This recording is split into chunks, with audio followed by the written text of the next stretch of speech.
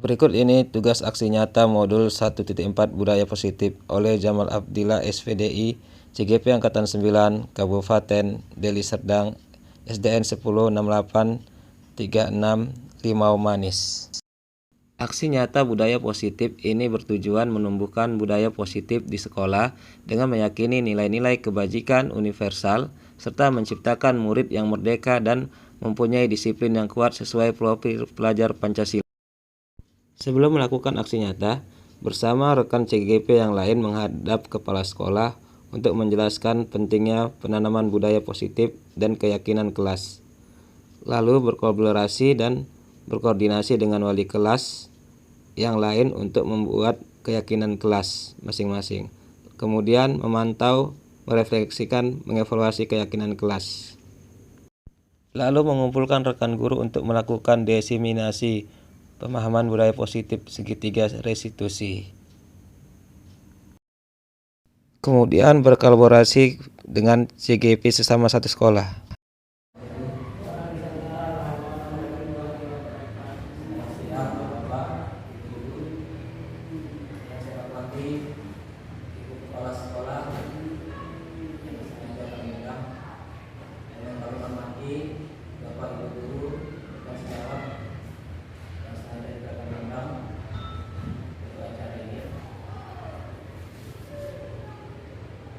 Acara kita pada hari ini yaitu tentang penyembasan atau diseminasi modul 1.4 budaya positif.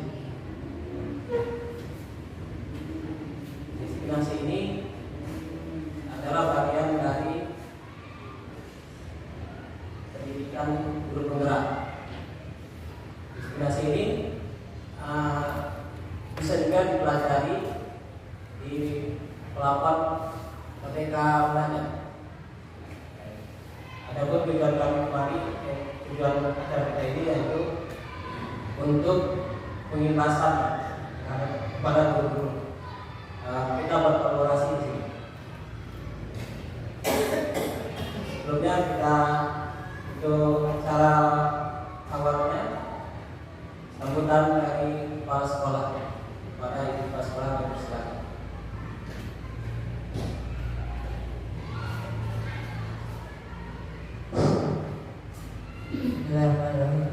Assalamualaikum warahmatullahi wabarakatuh. Disusul selamat siang Bapak Ibu guru.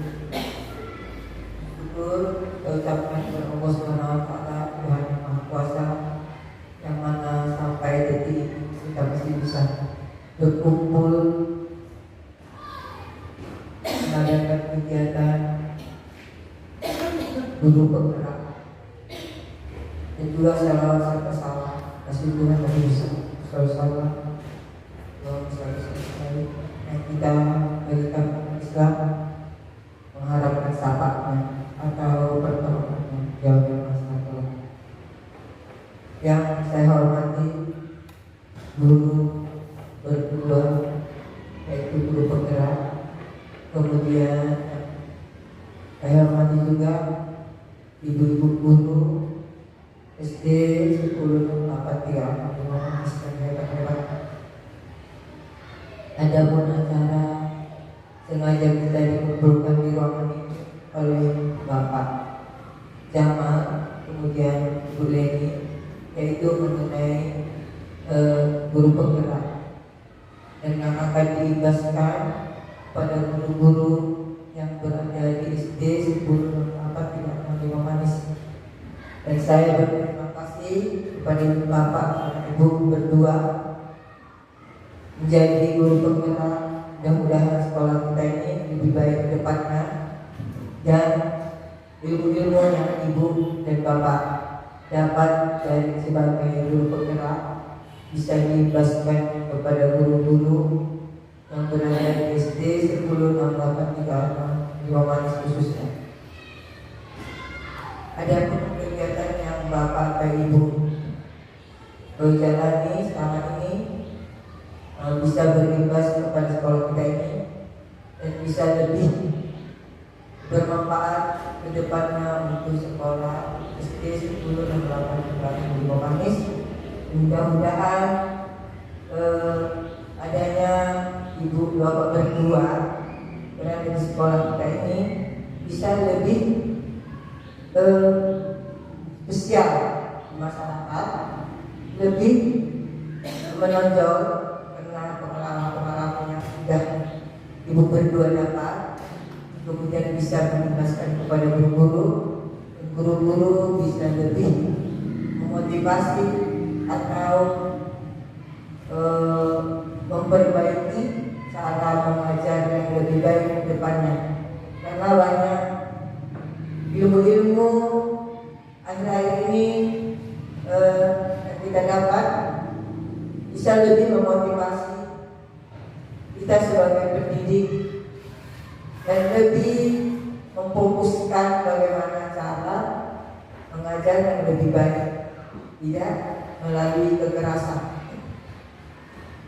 Zaman dulu setahu saya memang cara belajar keras, tapi saya lihat manfaatnya lebih maksimal. Nah, saat ini tidak ada kekerasan. Bagaimana caranya kita tanpa kekerasan mendidik anak-anak tapi lebih bermutu? Itu yang saya harapkan. Kenapa Bu?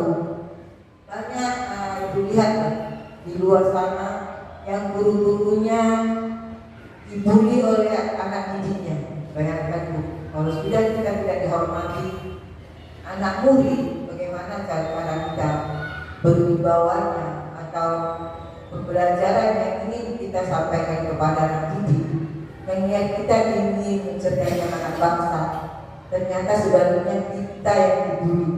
Kalau sudah idolanya atau yang di depan tidak bisa berwibawa lagi, tentunya apapun yang kita sampaikan kepada anak didik itu nilainya kosong atau nilainya nol.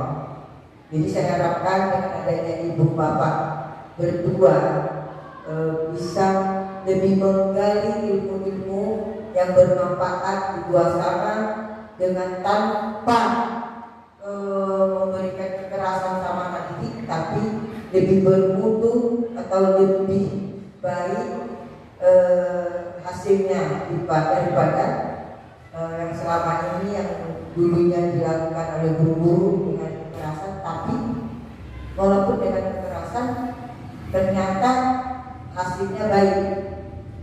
Nah, jadi sekarang saya berharap sangat sekali kepada ibu berdua mengimbaskan kepada guru-guru berada di sekolah SD 1068 Manis bagaimana cara mendidik anak-anak supaya lebih berbentuk ke depannya. Itu yang saya harapkan selaku kepala sekolah SD 1068 Manis. Demikian yang saya sampaikan kepada ibu berdua. Terima kasih telah menjadikan diri ibu sebagai guru penggerak, dan saya berharap semuanya ilmu yang ibu dapat dan bapak dapat diimbaskan ke guru-guru atau teman sejauh. Demikianlah segala kesalahan kepada Allah Subhanahu wa taala, Tuhan yang Maha Kuasa, kita mohon ampun, dan kesalahan kata kalimat saya mohon maaf kepada Bapak Ibu sekalian. Wabillahi taufiq wal hidayah. Wassalamualaikum warahmatullahi wabarakatuh. Selamat siang untuk kita semua.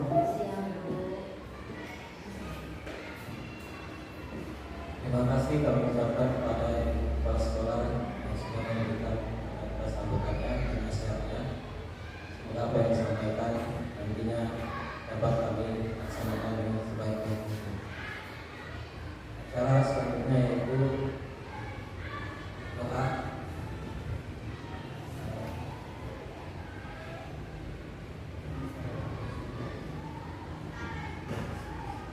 Saya pikir sendiri secara yang Islam atau yang agama lain bisa menyesuaikan.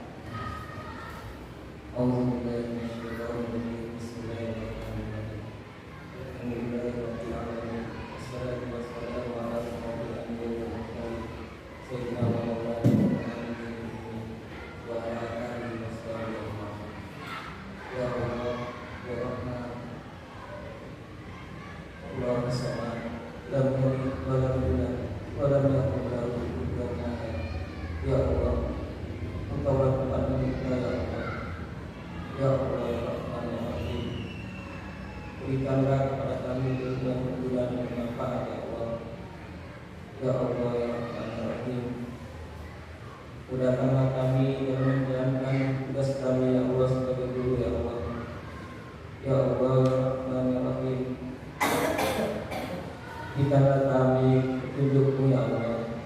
Bila kami berada di jalan yang salah ya Allah, bukakanlah hati kami ya Allah. Bahwasanya yang benar itu adalah benar ya Allah, yang salah adalah salah ya Allah. Ya Allah ya Rahman ya Rahim, tambahkanlah kami ya Allah. Ya Allah ya Rahman ya Rahim, mudahkanlah kami ya Allah dalam berkolaborasi bersama guru ya Allah. Ya Allah ya Rahman ya Rahim, mudahkanlah kami ya Allah mendidik anak bangsa ini ya Allah. Ya Allah ya Rahman ya Rahim, ampunkanlah dosa kami ya Allah, dosa orang tua kami ya Allah, dosa pemimpin kami ya Allah, dosa orang tua kami ya Allah, baik yang sudah meninggal maupun yang masih ada ya Allah. Ya Allah ya Rahman ya Rahim, Rabbana atina fid dunya hasanah wa fil akhirati hasanah wa qina adzabannar. Subhana rabbika rabbil izzati wassalamu ala mursalin walhamdulillahi rabbil alamin.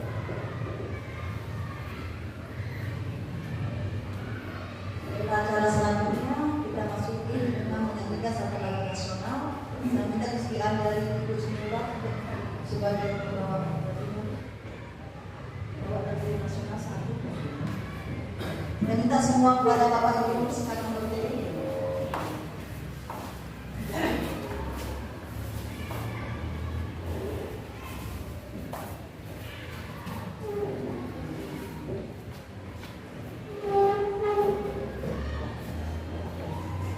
Berkibarlah benderaku, ya. Berkibarlah benderaku, lambang suci gagah perwira di seluruh pantai Indonesia. Kau tetap pujaan bangsa. Siapa berani menurunkan engkau, serentak rakyatmu membela. Sang merah putih yang perwira, berkibarlah selama-lamanya.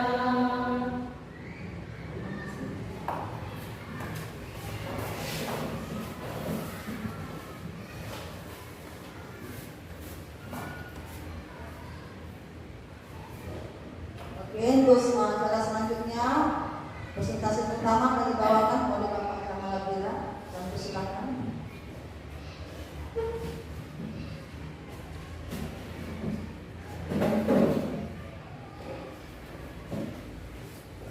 Assalamualaikum warahmatullahi wabarakatuh. Selamat siang Bapak Ibu. Di sini saya akan membawakan kelas pertama.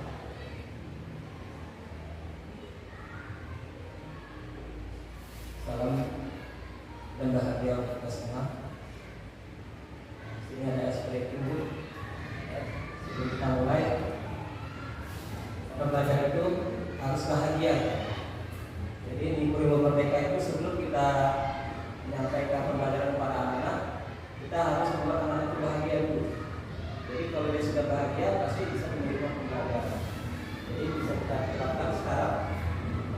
Baik, ibu bisa begini.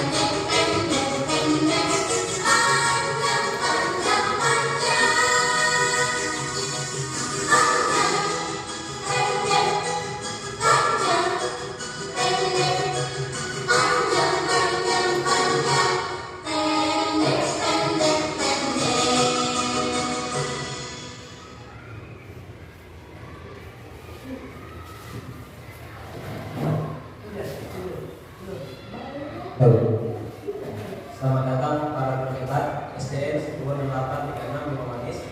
Mari belajar bersama, berkolaborasi, saling mendukung demi mewujudkan disiplin positif SD 12836 Bima Manis yang kita cintai.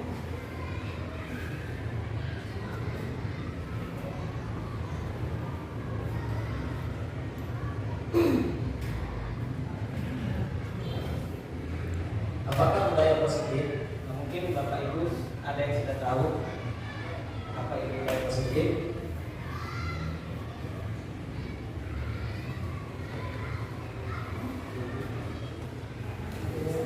Budaya positif di sekolah yaitu nilai-nilai dan kebiasaan-kebiasaan di sekolah yang berpihak pada peserta didik agar mereka dapat berkembang menjadi pribadi yang kritis, penuh hormat, dan bertanggung jawab.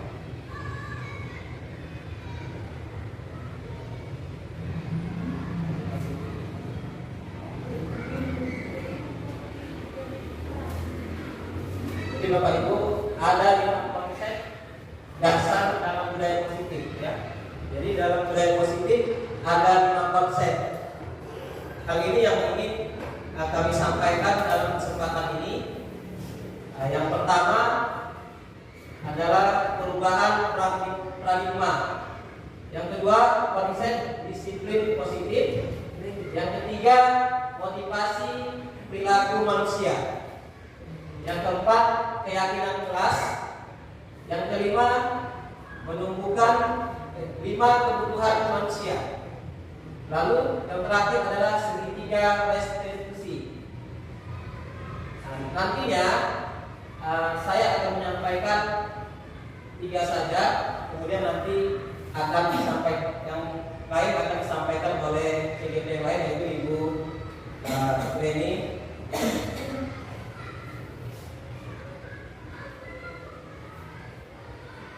Perubahan paradigma.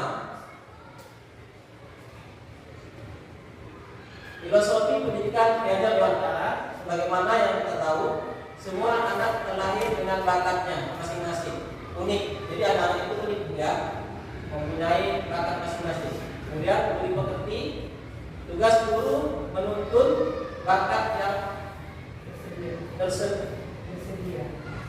bakatnya tersebut ya, agar anak tumbuh dengan selamat dan bahagia. Guru ibarat petani, sedangkan murid ibarat biji jagung. Jadi seorang petani tidak pernah menyalakan jagung, biji jagung, kenapa jagung tidak tumbuh. Tetapi seorang petani akan menyalakan kenapa tidak tumbuh, apa yang sudah dilakukan, apakah yang dilakukan benar. Berarti yang dilakukan seorang petani ini belum benar, makanya jagung tadi tidak tumbuh. Kemudian ada kodrat ya. Anak-anak itu dia hidup ada kodrat alamnya dan ada kodrat buat apa, kodrat zamannya. Lalu kemudian pendidikan itu harus berpihak kepada murid.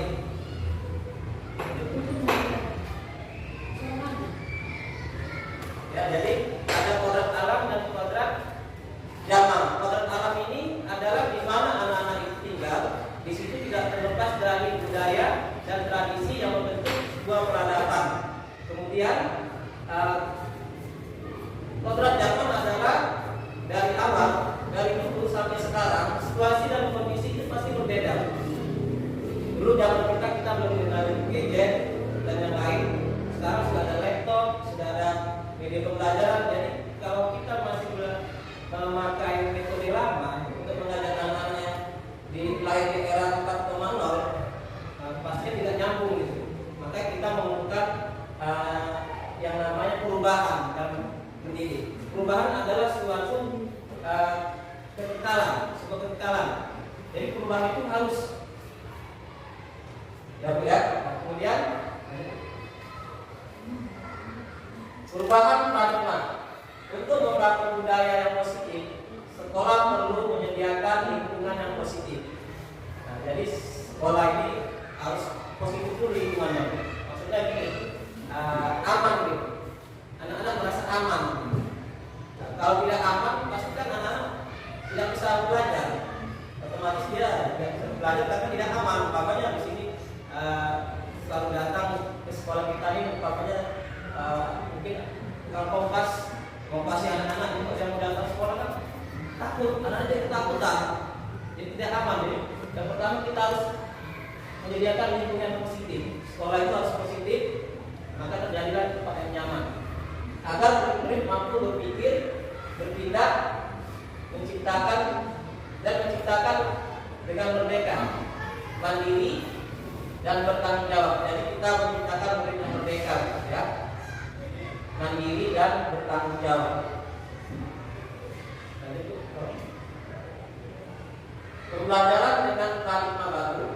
Pembelajaran dengan paradigma baru dirancang berdasarkan prinsip pembelajaran yang berdiferensiasi, dengan setiap siswa belajar sesuai dengan kebutuhan dari tahap perkembangan untuk mewujudkan profil pelajar Pancasila. Jadi berdiferensiasi ini bagaimana kita tahu bersama bahwasanya setiap anak itu dia memiliki gaya belajar yang berbeda-beda. Kemudian ada juga yang memiliki condongnya untuk memakai otak kanan, ada yang condong memakai otak kiri. Jadi dalam pembelajaran diferensiasi ini kita harus banyak memberikan model-model pembelajaran. Sebagian anak ada yang kita berikan dia model pembelajarannya mungkin media gambar, bagi yang auditori, bagi yang visual, bagi yang estetik, mungkin kita harus membawanya ke atau praktek langsung. Untuk yang auditori bisa kita dengarkan suara atau lagu agar terwujud profil pelajar Pancasila ya, sebagaimana kita ketahui bersama. Pertanyaan selanjutnya, apa makna disiplin?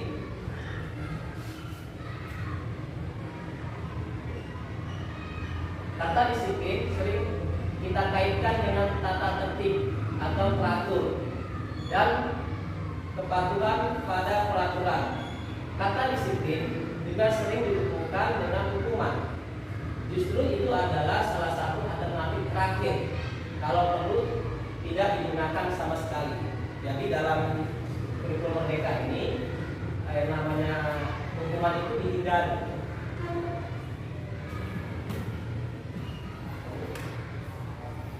Ki Hajar Dewantara menyatakan bahwa untuk mencapai kemerdekaan atau dalam konteks pendidikan kita pada saat ini dan untuk menciptakan murid yang merdeka, syarat utamanya adalah harus ada disiplin diri yang memiliki motivasi internal, maka kita memerlukan pihak lain untuk mendisiplinkan kita.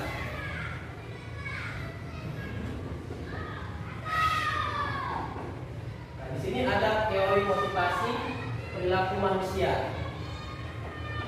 Ada menghindari, ya, ada melakukan sesuatu karena menghindari hukuman. Ya, yang pertama itu kita melakukan sesuatu karena menghindari hukuman. Jadi kalau menghindari hukuman itu kita melakukannya karena apa yang akan terjadi apabila saya tidak melakukannya. Lalu ada juga untuk mendapatkan imbalan dari orang. Jadi seperti anak-anak kita, kalau kita berikan hadiah umpamanya, jika dia berhasil, jadi yang terjadi apa? Dia melakukannya motivasi karena hadiah.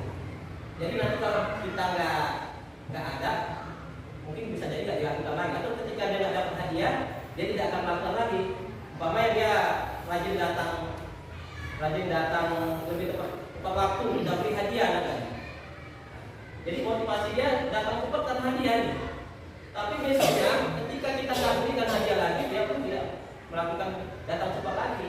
Dia tidak ada kesadaran dari diri, hanya motivasi dari tidak ada motivasi internal dari dirinya. Jadi dalam kurikulum merdeka ini dituntut bagaimana anak itu biar bisa dia ada motivasi dari dirinya, untuk disiplin. Nah, kemudian yang ketiga untuk menghargai dia, ya, untuk menghargai diri sendiri menjadi insan yang Sebelum selesai ada dua pertanyaan. boleh. Nah, kemudian jadi ada 4 motivasi. Yang pertama motivasi eksternal, kedua motivasi eksternal, lalu motivasi internal. Jadi yang diharapkan di kurikulum Merdeka ini adalah motivasi internal, motivasi berasal dari dirinya sendiri. Jadi untuk menanamkan anak supaya bisa memotivasi dia dengan langkah ibadah, bagaimana cara melakukan Itu nanti kita kembali ke ada namanya budaya apa? Ada namanya keyakinan kelas. Di keyakinan kelas itu nanti kita cara menumbuhkannya ya. Jadi ketika dia melakukan pelanggaran, kita bawa dia menjadi istilahnya segitiga institusi. Jadi anak yang gagal kita ubah menjadi anak yang sukses gitu.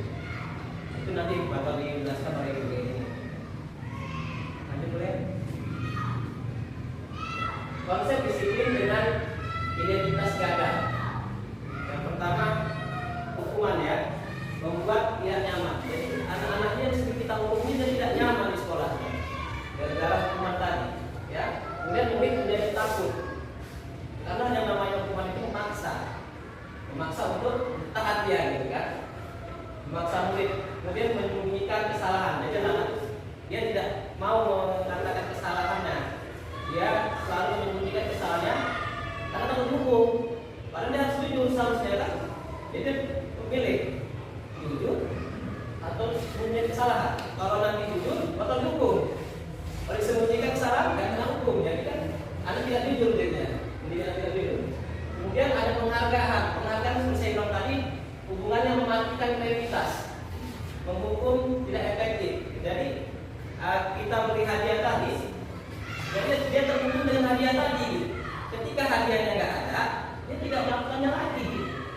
Memang ada kalau kita bisa juga sih sebenarnya kalau kita sependapat, sebenarnya ada tahapan anak itu dalam disiplin, ada tahapannya gitu kan. Ada yang harus diberi hadiah dulu kan. Tapi karena kita lupa setelah kita beri hadiah, kita ingatkan ini ibu kasih hadiah sebentar, tapi kamu tetap lakukan satu hari nanti kan ibu kasih hadiah. Hadiahnya hanya bonus gitu. Jangan pikiran kamu setiap melakukan ada hadiah. Gitu. Jadi besok-besok kita suruh dia tak ada hadiah. Jadi hubungannya memakai efektivitas. Anak itu nggak bisa lagi beraktivitas supaya berubah yang lebih baik dari itu. Gitu. Karena sudah hanya hadiah. Hadiah. Ketika ada hadiah, seharusnya kan bisa dia melakukan yang lebih baik dari hal yang kita disiplinkan tadi. Keyakinan kelas. Apa itu keyakinan kelas? Kenapa tidak peraturan kelas? Jadi selama ini kita tahu hanya peraturan kelas. Kita buat anak ini ada begini. Nah, ini peraturan kelas kita, nggak boleh ribut, nggak boleh jalan-jalan. Itu yang buat kita gitu, aturan itu. Makanya wajar anak-anak itu melanggar peraturan tadi, karena yang buat kita. Lanjut. Keyakinan kelas. Keyakinan kelas adalah nilai-nilai kebajikan atau prinsip-prinsip universal yang disepakati bersama secara universal, lepas dari latar belakang suku, negara, bahasa maupun agama. Menurut dosen itu 1998, suatu keyakinan akan lebih memotivasi seseorang dari dalam intrinsik. Seseorang akan lebih bersemangat untuk menjalankan keyakinan daripada hanya sekedar mengikuti serangkaian peraturan.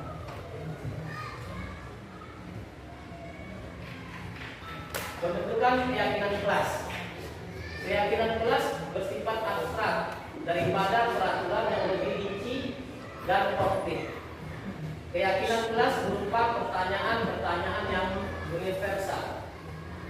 Menyatakan keyakinan kelas senantiasa dibuat dalam bentuk positif. Lalu keyakinan kelas hendaknya tidak terlalu banyak. Jadi keyakinan kelas ini paling tidak paling banyak dia 5. Tapi kalau peraturan kelas itu lebih, kadang mau sampai 20. Jadi anak itu dia nggak hafal gitu, nggak apa-apa yang peraturan kelas ya. Jadi, semua warga kelas sebaiknya ikut berkontribusi dalam membuat kegiatan kelas lewat curah pendapat. Jadi dalam kegiatan kelas itu anak-anak kita tanyai, kita diskusi dengan anak-anak apa keyakinan kelas yang kita buat. Kemudian bersedia meninjau kembali keyakinan kelas dari waktu ke waktu. Jadi bisa kita perbarui keyakinan kelas ini. Kita tinjau apakah ada yang kurang, bisa kita tambahkan, dan bisa kita kurangi yang tidak perlu. Intinya di situ tadi keyakinan kelas itu tidak banyak, paling banyak 5. Ini contoh peraturan dan keyakinan kelas. Nah, kalau di kelas kita kan selalu kembalikan pada tempatnya. Tapi kalau keyakinan kelas, dia kita bikin tanggung jawab. Jadi anak-anak setiap pakai buku dia bertanggung jawab. Dia merasa bertanggung jawab kembalikannya. Jadi tidak ada dia terdapat dengan peraturan gitu, kembalikan itu di tempatnya. Jadi yang dituntut di sini adalah kesadaran.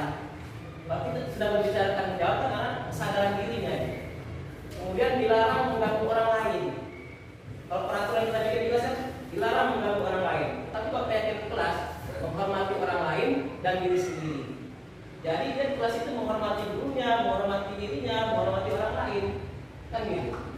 Itu yang terjadi ketika dia sadar keyakinan kelas ini. Jadi ketika nanti anak dia bermasalah di kelas, kita tanyakan keyakinan kelas yang mana yang kamu langgar. Kan gitu. Kemudian kita tanya apa solusinya yang akan kamu perbaiki dari kesalahan ini. Nanti anak sendiri akan menjawab itu.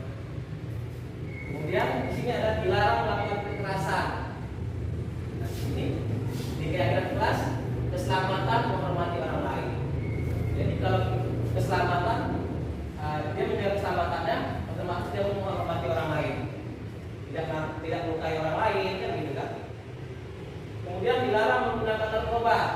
Kalau keyakinan kelasnya kesehatan, dia menjaga kesehatan sendiri, dia tahu ini kesehatan. Jadi segala jenis apapun narkoba tetap tidak dipakainya lagi. Kemudian bergantian atau menunggu giliran. Kalau di keyakinan kelas menghormati orang lain, kesabaran. Jadi dia sabar, gitu. Dia yakin, oh dia sabar. Tidak perlu diatur harus antri kan gitu. Lanjut nih. Nah, di sini ada tindakan guru yang biasa kita lakukan. Nah, kita suruh anak itu mencatat 100 kali dalam buku kalimat saya tidak akan terlambat lagi karena terlambat ke sekolah. Kemudian kita suruh juga mengelilingi lapangan 2 kali. Ini hukuman yang biasa kita lakukan kepada anak. Kemudian murid diminta push up 15 kali karena tidak menggunakan masker ke sekolah atau menggunakan sepatu. Kemudian mengganti kertas tugas teman yang telah dicoret. Kemudian membersihkan tumpahan air di meja tulis karena tersenggol pada saat belajar. Kemudian meminta murid tidak mengenakan sepatu harian sekolah karena tidak menggunakan sepatu hitam. Jadi ada hukuman dan konsekuensi di sini. Kita bicara tentang hukuman dan konsekuensi. Lalu lanjut dulu. Lalu di sini dijelaskan bahwasanya dari beberapa yang kita lakukan hanya ada 2 konsekuensi yang kita buat selama ini. Yang lain adanya hukuman gitu. Yang bagus apa? Yang bagus konsekuensi. Contohnya menggantikan kertas tugas teman yang telah dicoret. Jadi setelah dia mencoret kertas temannya, dia kita lakukan konsekuensi mengganti kan. Kemudian di sini ada juga membersihkan tumpah air di meja tulis karena tersenggol pada saat belajar. Jadi konsekuensi ya. Kalau kadang-kadang kita begini, anak itu sedikit salahnya, kita langsung hukum gitu. Kamu menumpahkan air, kan anak lari, yang lapangan atau gitu. Jadi kan anak itu hukuman tadi membuat dia jadi takut, anak jadi takut dengan hukuman itu. Dan dia tidak jujur. Siapa tadi ini? Apa numpahkan air di kelas? Dan saya Pak. Ada orang tadi Pak, katanya gitu kan. Karena dia takut dengan hukuman, kalau dia jujur. kalau tadi kita terdapat konsekuensi di kelas, pasti dia akan jujur. Saya tadi Bu, baik saya akan lakukan sekarang Bu. Kan masalah selesai. Jadi anak-anak pun dia tetap gembira di sekolah. Berarti hukumannya Konsekuensi. Ya. Apa yang dilakukannya itu harus sesuai dengan Iya, harus dengan hukumannya. Hukumannya kalau dia mencoba dengan Iya. Iya.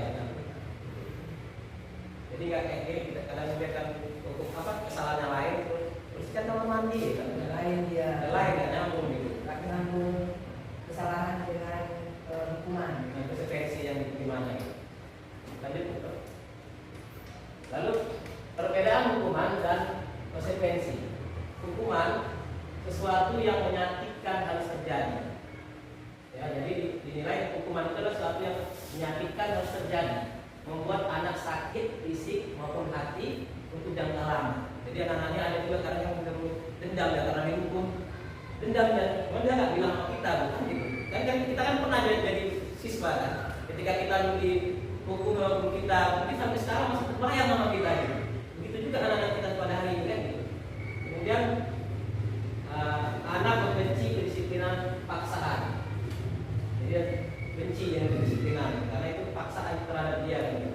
Kemudian dorongan anak menyakiti diri sendiri. Kemudian konsep diri yang buruk. Kemudian anak belajar untuk menyembunyikan kesalahan. Tadi saya bilang karena hukuman, jadi anak tidak mau jujur dia melakukan sesuatu yang salah. Gitu. Nah, tapi kalau kita terapkan konsekuensi, dampaknya adalah suatu harus terjadi, kemudian membuat anak merasa tidak nyaman dalam jangka waktu pendek.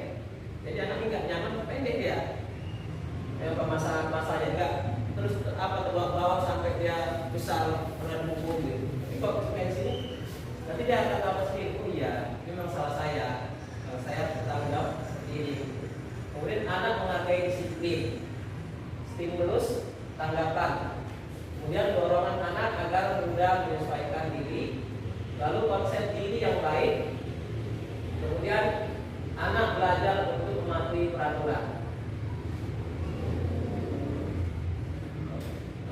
Presentasi berikutnya akan dibawakan oleh Ibu Reni. Baik Pak Jamal, terima kasih. Sebelum kita mulai Bapak Ibu, ayo kita dulu berdiri semua yuk, kita screening dulu. Kita mau semangat, jadi agak-agak ngantuk gitu loh.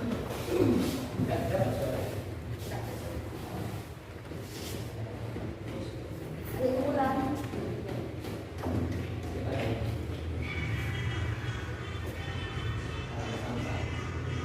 Ayo sendiri.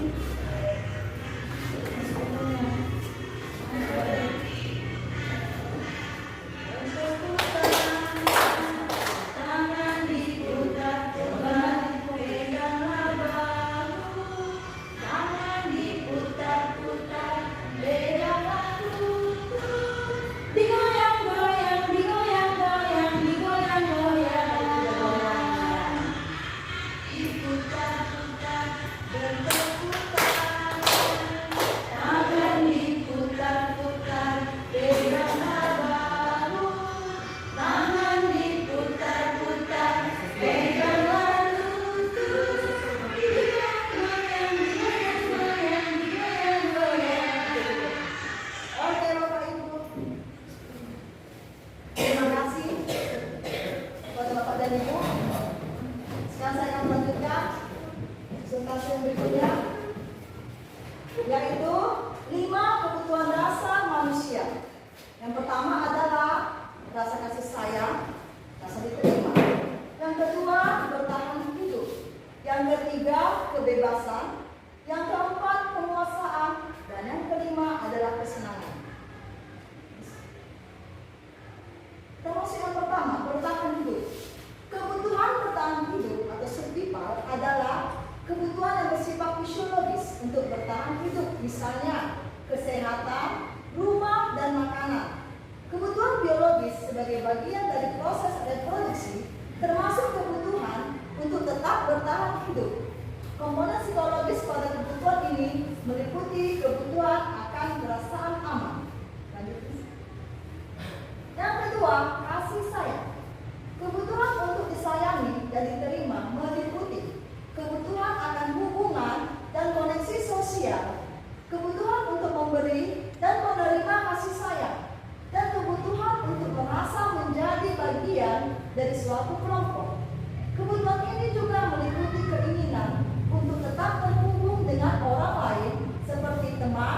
keluarga, pasangan hidup, teman kerja, binatang peliharaan, dan kelompok di mana kita tergabung.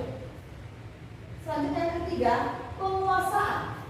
Kebutuhan ini berhubungan dengan kekuatan untuk mencapai sesuatu, menjadi kompeten, menjadi terampil, diakui atas prestasi dan keterampilan kita, didengarkan dan memiliki rasa harga diri. Kebutuhan ini meliputi keinginan untuk dianggap berharga, bisa membuat perbedaan, bisa membuat pencapaian, kompeten, diakui, dan dihormati. Ini meliputi self-esteem dan keinginan untuk meninggalkan pengaruh. Selanjutnya keempat, kebebasan.